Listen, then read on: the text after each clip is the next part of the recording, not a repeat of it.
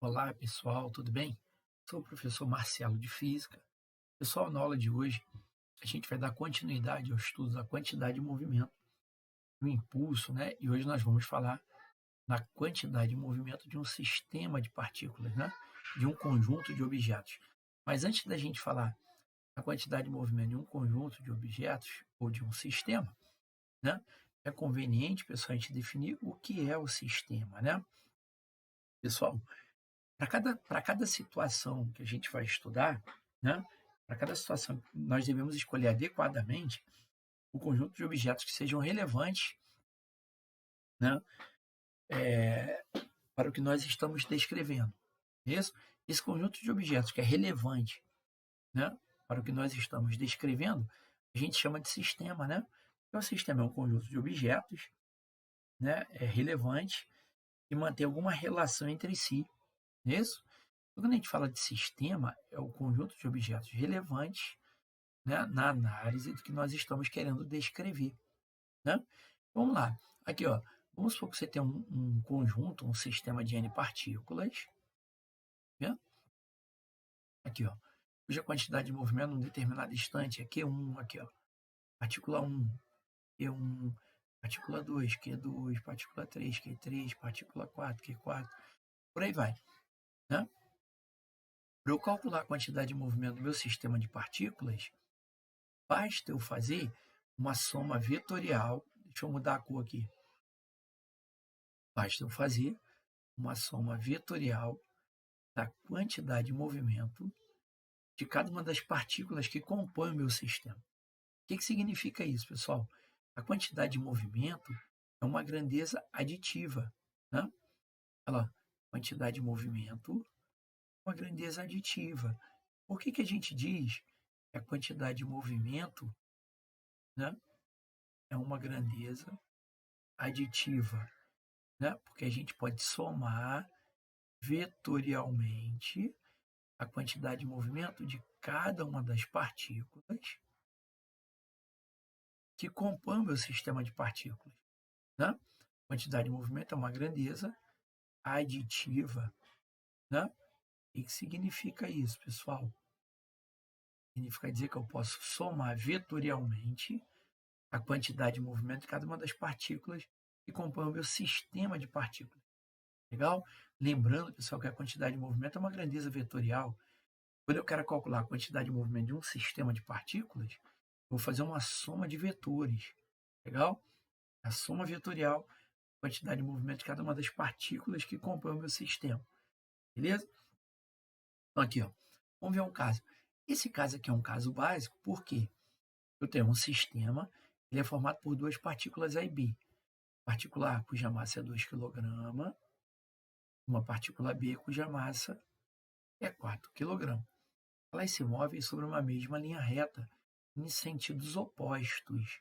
Bom, determine a quantidade de movimento do meu sistema. Só nesse caso, essa situação é uma situação simples. Por quê? Porque as partículas estão se movendo na mesma direção. Né? Olha lá.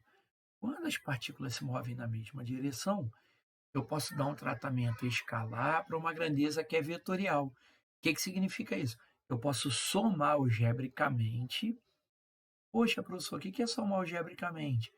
Eu posso levar em consideração a soma algébrica, é quando eu levo em consideração o sinal positivo ou negativo da grandeza. Né? Então, por exemplo, eu tenho uma partícula A cuja massa, né, é 2 kg. Tranquilo? 2 kg. Aqui eu tenho uma partícula B cuja massa, né, é 4 kg. Bom, olha lá, as partículas se movem em sentidos contrários. Não é isso? Como elas estão na mesma direção, o que eu posso fazer? Né? Eu posso dar um tratamento escalar, ou seja, para a grandeza que é vetorial. Vou orientar minha trajetória para a direita. Né? Partícula que se movimenta no sentido da trajetória, ela tem a quantidade de movimento positiva. Né? Por quê? Sua velocidade é positiva. A partícula que se movimenta em sentido contrário à trajetória, ela tem a velocidade negativa. Por quê? né? E o movimento ele é retrógrado. Então, a quantidade de movimento do meu sistema é a quantidade de movimento da partícula A. Como é que eu calculo? A quantidade de movimento é a grandeza que define o quanto de matéria está se movimentando e com que velocidade, mais a quantidade de movimento da partícula B, mb, né? Vezes menos vb. E menos, que eu orientei minha trajetória para a direita e a partícula está se movendo para a esquerda. Então, a quantidade de movimento da partícula A, massa vezes a velocidade de A, é 6, né? O mais vezes menos vai dar menos. Quantidade de movimento da partícula B, massa de B, vezes a velocidade de B, que é 2. Então, pessoal, a quantidade de movimento do meu sistema, 2 vezes 6 é 12, menos 8, 4, viu? 4 quilograma vezes metro segundo. Tranquilo, pessoal? 4 quilogramas vezes metro por segundo, viu? Nada demais, né? Nada demais, viu? Beleza. Bom, outro conceito que é importante para a gente, pessoal, no estudo das colisões, da quantidade de movimento, é o conceito de forças internas e forças externas, né? Vamos lá. Pessoal, o que são forças internas? As forças internas são as forças que têm origem dentro do meu sistema, tá bom? Lá, o que são forças internas? São as que têm origem dentro do sistema, né? Ou seja, são as forças de interação entre os componentes do meu sistema, viu? Então, o que são forças internas? As forças que têm origem dentro do meu sistema. Ou seja, são as forças de interação entre os integrantes do meu sistema, né? E o que são forças externas? São as forças que têm origem fora do meu sistema, né? É a força de interação entre os integrantes, entre os objetos que não fazem parte do sistema. Imagine um jogo de sinuca, tá? Imagine um jogo de sinuca. Como se você tem as bolas, né? A gente tem as bolinhas e a gente tem o taco, tem a mesa, isso? Vamos supor, pessoal, que o nosso sistema ele é constituído pelas bolinhas, né? Pelas bolinhas que estão na mesa de sinuca. Esse é o nosso sistema. Todo o resto, pessoal, todo o resto é a parte externa do meu sistema. Então, por exemplo, quando eu aplico a força na bolinha com o taco ele é um agente externo ao meu sistema, né? Uma bolinha, ao colidir, por exemplo, a bolinha A ao colidir com a bolinha B, né, elas trocam forças internas. Ou seja, as forças internas, elas não são capazes de alterar a quantidade de movimento total do meu sistema, né? As forças que a bolinha A exerce na B, que a B exerce na C, a C exerce na D, são forças internas ao sistema. E as forças externas, peso, normal, força de atrito entre a bola e a mesa, a força que o taco exerce na mesa, tá legal? São forças externas ao meu sistema, beleza? Então tá aí para você, ó, uma força ela é chamada interna, quando ela é exercida por um corpo de sistema sobre outro corpo no mesmo sistema. Uma força atuante num corpo de sistema, ela é chamada de externa, como eu já te falei, quando é exercida por um corpo que está fora do sistema, né? Outro detalhe, interna ou externa, antes de classificar uma força como interna ou externa, devemos deixar bem claro qual é o meu sistema, né? Qual é o meu sistema? A mesma força ela pode ser interna em relação ao sistema e externa em relação a outro sistema. Legal? Bom, com isso, pessoal, a gente pode definir um dos princípios mais importantes da dinâmica, né, da partícula, o princípio da conservação da quantidade de movimento. O que diz o princípio da conservação da quantidade de movimento? Em um sistema mecânico isolado, de forças externas, o que ele está querendo te informar aqui, pessoal? Se a resultante das forças externas, né, sobre o meu sistema é zero, a quantidade de movimento total do meu sistema se conserva, né? A quantidade de movimento total do meu sistema se conserva. Não é isso? Porque, observe, pela segunda lei de Newton, vamos supor que a resultante das forças, que atuam nos componentes do sistema, massa vezes aceleração, né? Mas quem é aceleração? ΔV sobre ΔT. Beleza? Pessoal, se a resultante das forças externa for zero, né? For zero, aqui, ó, F vezes ΔT vai dar zero. Então, eu vou ter que m ΔV, ou seja, massa vezes a velocidade final, menos a massa vezes a velocidade inicial. Tudo isso é igual a zero. O que significa isso? Quantidade de movimento final do meu sistema, né, é igual à quantidade de movimento inicial. Né? Olha lá. Quantidade de movimento do meu sistema se conserva. Viu? Esse princípio que justifica o movimento de colisão entre veículos, dispersão de fragmento, né? Numa explosão, por exemplo, né? Numa colisão, que é um fenômeno de curta duração, a quantidade de movimento se conserva. Por quê? Durante uma colisão ou durante uma explosão, as forças internas elas são tão intensas, né? Quando comparada com as forças externas do sistema, as forças internas elas são tão intensas quando comparada com as forças externas, né, que as forças externas podem ser desprezadas. Né? Se a resultante das forças externas é desprezível, a quantidade de movimento se conserva. Né? Aqui o pêndulo de Newton. Ó. Olha o pêndulo de Newton. Supondo que aqui eu tenho várias bolinhas com a mesma massa. Ó. Tem uma bolinha, 2, 3, 4, 5 bolinhas com a mesma massa. Né? Todas elas com a mesma massa. Quando eu levanto uma bolinha e solto, após a colisão, levanto uma bolinha do lado esquerdo. Se eu levantar duas bolinhas aqui, pessoal, né? Desse lado aqui onde está a mão do rapaz que está realizando o experimento. Se eu levantar duas bolinhas e soltar, quando bater aqui, ele vai levantar duas do outro lado. Se eu levantar três bolinhas e soltar, quando bater, vai levantar três. Por quê? Porque a quantidade de movimento tem que ser conservada. Né? Observe, quantidade de movimento é mv. Né? Massa vezes a velocidade. Viu? Então, se eu tinha três massas, por exemplo, se movimentando, quando colidir, vai levantar três massinhas do outro lado.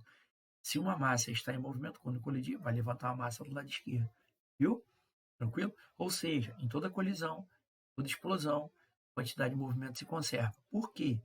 Porque as forças internas devido à explosão ou devido à colisão, elas são tão intensas que as forças externas são desprezadas. Bom? Né? A quantidade de movimento total do meu sistema se conserva. Exemplo, olha aqui. Ó. Olha essa questão que caiu no concurso da PRF. Né? A banca era FUNRIO. De novo, você vai falar, pô, professor, mas agora a banca é CESP-NB. Sim, pessoal, a banca agora é CESP. Né? Mas continua caindo colisões na prova. Tá bom? Vamos lá. Olha aqui, ó, um condutor ao desrespeitar a sinalização cruza seu veículo de 5.000 kg por uma linha férrea e é atingido por um vagão ferroviário de 20 toneladas. Só toneladas são 1.000 quilos, tá? E trafegava 36 km por hora. Após o choque, o vagão arrasta o veículo sobre os trilhos, né? Desprezando a influência do atrito e a natureza do choque como sendo perfeitamente anelástico, né? Ou inelástico. Vou explicar o que é isso. O choque, pessoal, ele é anelástico ou inelástico quando após a colisão, né? Os corpos passam a se mover juntamente. Vendo? Colisão inelástica quando os corpos passam a se mover juntamente após a colisão. Ele pergunta qual é a velocidade, né, qual a velocidade em que o veículo foi arrastado.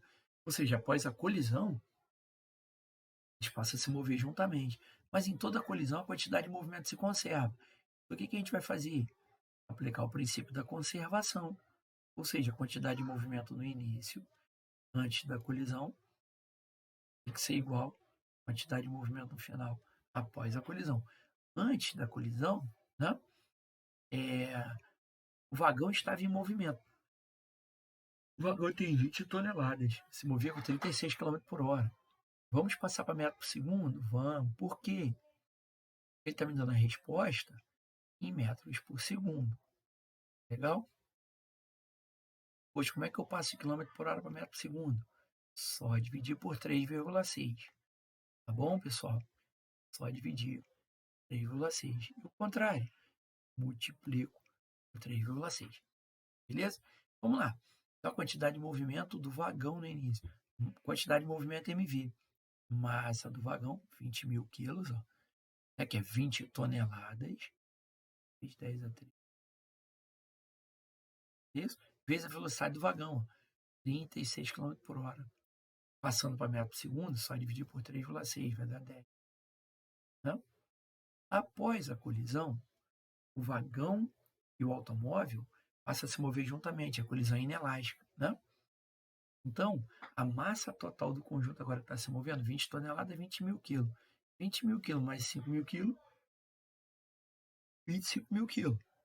Então, agora a massa do conjunto, 25 mil quilos. 25 vezes 10 a 3. Qual vai ser a velocidade do conjunto? V. Né? Posso cortar 10 a 3 com 10 a 3. 200 dividido por 25. 20 vezes 10, 200. Dividido por 25. Lá. Qual vai ser a velocidade do conjunto? Né? 8 metros por segundo. Viu? Metros por segundo. Olha lá. Opção correta, letra B. Viu?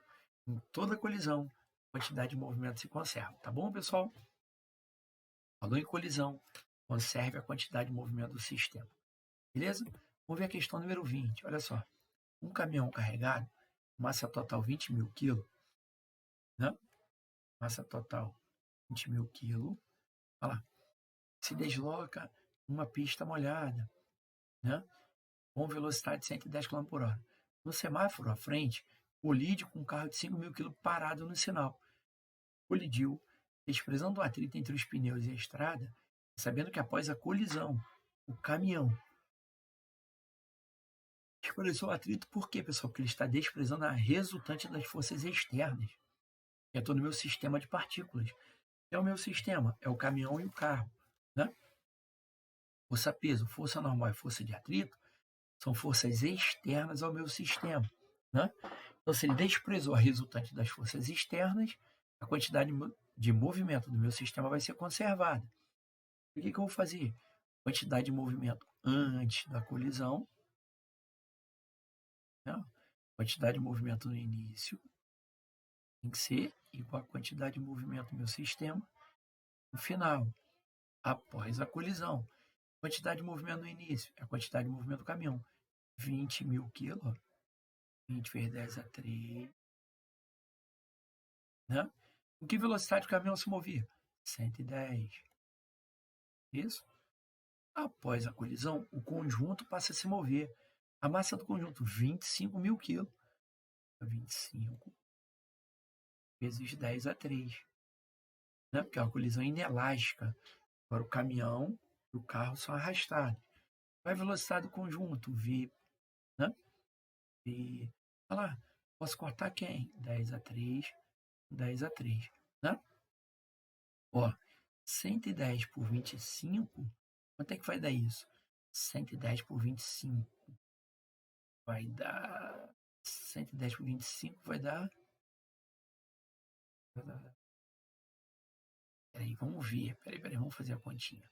Peraí, vai ficar 20 vezes 110.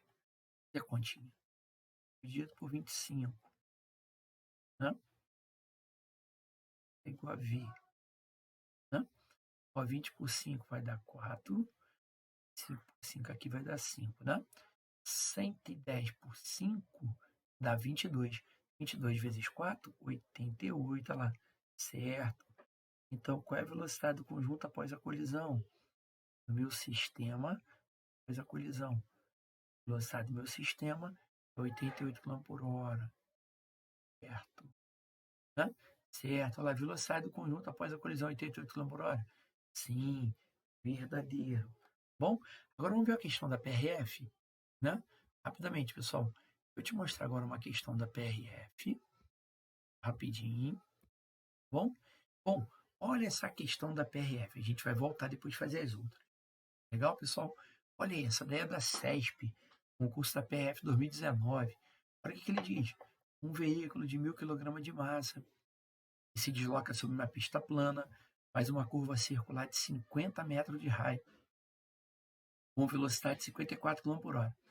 O coeficiente de atrito estático entre os pneus do veículo e a pista é 0,6. A partir dessa situação, julgue o item e se segue, considerando a gravidade de 9,8 metros por segundo ao quadrado. Considere que esse veículo colida com outro veículo, mas o sistema permaneça isolado. Te dou uma dica. Ou seja, não haja troca de matéria com o meio externo e nem existam forças externas agindo sobre o sistema. Opa, se não tem forças externas agindo sobre o sistema, né, a gente diz que a resultante das forças externas é zero, né? Porque o texto diz, pessoal, não tem forças externas atuando no sistema. O que significa isso? A resultante das forças externas sobre o sistema é zero. Nesse caso, segundo a lei da conservação da quantidade de movimento, eu já está te falando, pessoal. O que é conservar? Manter, não mudar com o passar do tempo, né? Manter o que era antes. Segundo a lei da conservação da quantidade de movimento, a soma das quantidades de movimento dos veículos, lembre-se que a quantidade de movimento é uma grandeza aditiva. Eu posso somar a quantidade de movimento de cada uma das partículas que compõem o meu sistema. Assim como o trabalho é uma grandeza aditiva. Olha lá, a soma das quantidades de movimento dos dois veículos antes e após a colisão permanece constante? Sim, sim. Lei da conservação. Em toda colisão, a quantidade de movimento se conserva, certo? A quantidade de movimento antes da colisão tem que ser igual à quantidade de movimento após a colisão. Viu que questão bacana na prova da PRF? Você não ia encontrar dificuldade. Legal, pessoal? Então, pessoal, vou parar aqui. Bom, continue estudando, pessoal. Acredite, vai dar tudo certo. Depois a gente volta fazendo mais alguns exercícios aí de colisões e conservação da quantidade de movimento. Até a próxima, pessoal. Obrigado pela atenção. Ah, detalhe, pessoal, não se esqueça. Inscreva no meu canal, compartilhe o nosso vídeo e deixe o seu like, pessoal, para me ajudar a fazer mais vídeos para você, tá bom? Não esqueça de deixar o seu like lá para me ajudar. Tá legal, pessoal? Obrigado.